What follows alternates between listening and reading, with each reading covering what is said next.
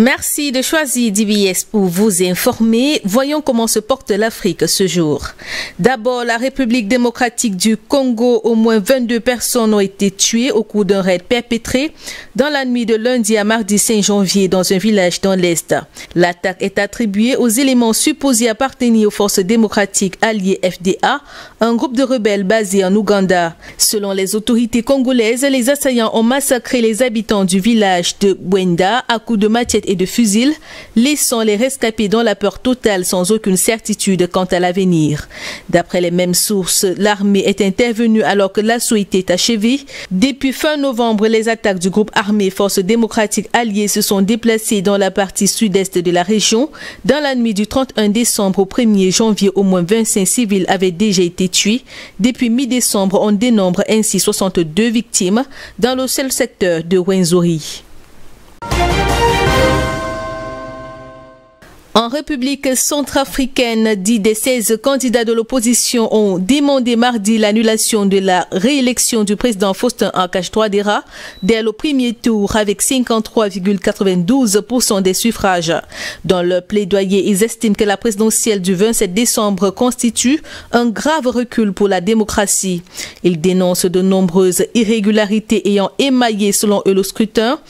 Un électeur sur deux n'a en effet pu participer au vote à cause de l'offensive rebelle en cours dans le pays.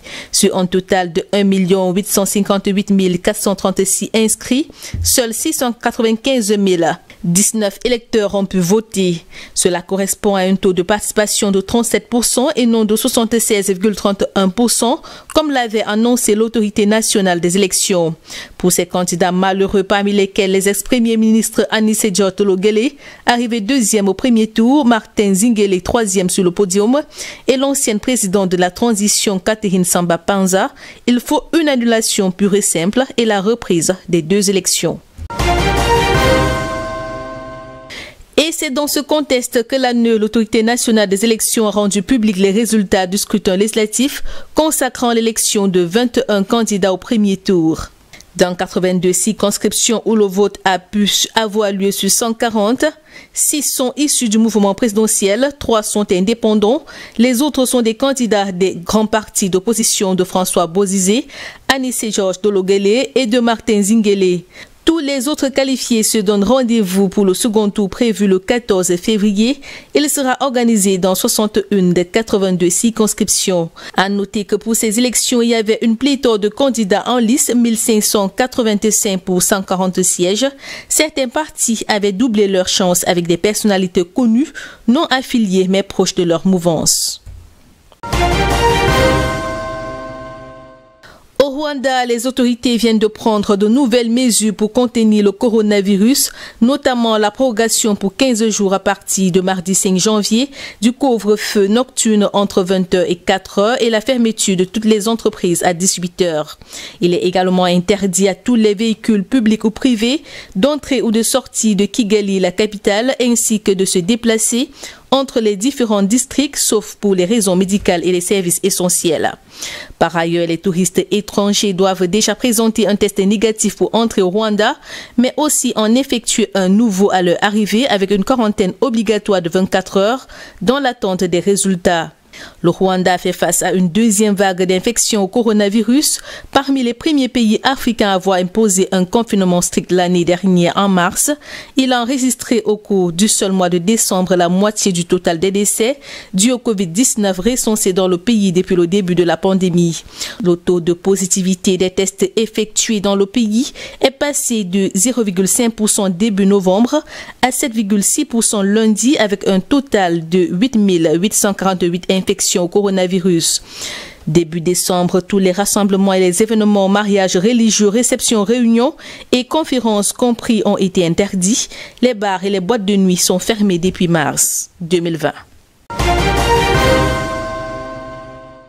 Le Zimbabwe a décrété un confinement général de 30 jours, doublé d'un couvre-feu entre 18h et 6h du matin pour contrer une vague d'infection qui a suivi la période des fêtes. Le ministre de la Santé a précisé que pour les funérailles, les rassemblements ne doivent pas excéder 30 personnes. Tous les autres rassemblements, mariages, églises, bars, gymnases, restaurants sont interdits pendant cette période, à l'exception des bars et restaurants servant les résidents de l'hôtel. Seuls les services essentiels tels que les hôpitaux, les pharmacies et les supermarchés resteront opérationnels. Cette décision intervient après que l'Afrique du Sud voisine a reporté la réouverture de ses écoles à une date ultérieure en raison d'une recrudescence des infections à coronavirus. Le Zimbabwe compte actuellement 14 084 cas et 369 décès liés à la pandémie de Covid-19. Au cours du dernier mois de décembre, les cas quotidiens auraient été en moyenne de plus de 100 contre moins de 50 en novembre.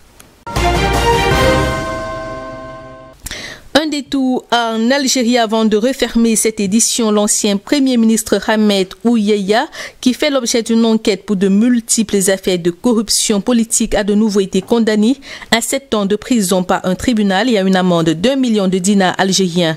Cette nouvelle affaire s'inscrit dans le cadre de l'enquête sur l'homme d'affaires lié au secteur du tourisme Ben Fassi Mohamed. C'est un nouveau verdict à l'encontre de l'ancien Premier ministre algérien en prison depuis juin 2020 suite à une condamnation dans d'autres cas de corruption.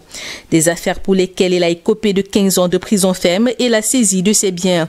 Le gouvernement Tebboune a engagé une purge contre les proches de l'ancien président Abdelaziz Bouteflika contre la corruption.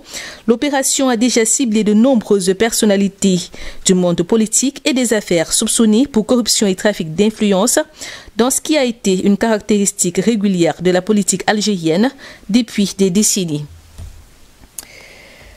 C'était là l'essentiel de l'actualité en Afrique. Ne décrochez pas, nos programmes se poursuivent.